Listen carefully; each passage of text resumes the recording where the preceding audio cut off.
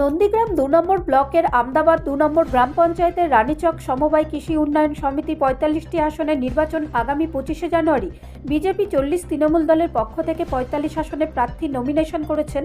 ওই ভোটে বিজেপি সমর্থিত প্রার্থী হিসেবে লড়ছেন সুকেশ দাস এবং তার স্ত্রী বন্দনা দাস। তাদের অভিযোগ, ভোটে দাঁড়ানোর খবর তৃণমূল জানতে পেরে তাদেরকে নানানভাবে রাস্তাঘাটে হুমকি দিচ্ছে। তারা পেশায় কৃষিজীবী, দোকানে সবজি বিক্রি করতে গেলে তাদেরকে হুমকি দিচ্ছে তৃণমূল কংগ্রেসের পক্ষ থেকে। গত দুদিন আগে তার ৫ বিঘা সবজির বাগানে বেগুন, মূলো, শসা, বাড়িতে ফসল নষ্টের কীটনাশক দিয়ে পুরো সবজি ক্ষেত নষ্ট করেছে, এমনই অভিযোগ তৃণমূলের বিরুদ্ধে। সবর সুকেশ দাস। যদিও তৃণমূল কংগ্রেসের পক্ষ থেকে পুরো অভিযোগ অস্বীকার করা হয়, এটাই তৃণমূলের সংস্কৃতি। সবর বিজেপি। দেখুন, তৃণমূলের রাজত্বে বলার কিছু নেই, ভাবারও কিছু নেই।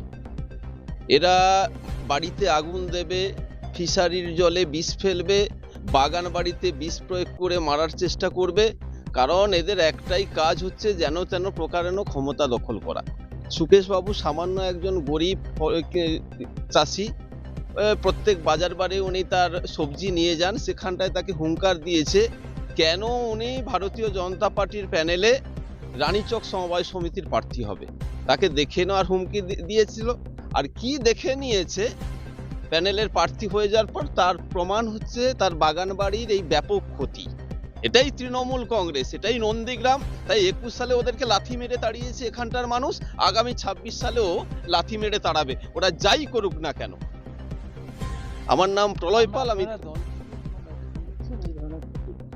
আমরা দল থেকে অবশ্যই ব্যবস্থা নেব।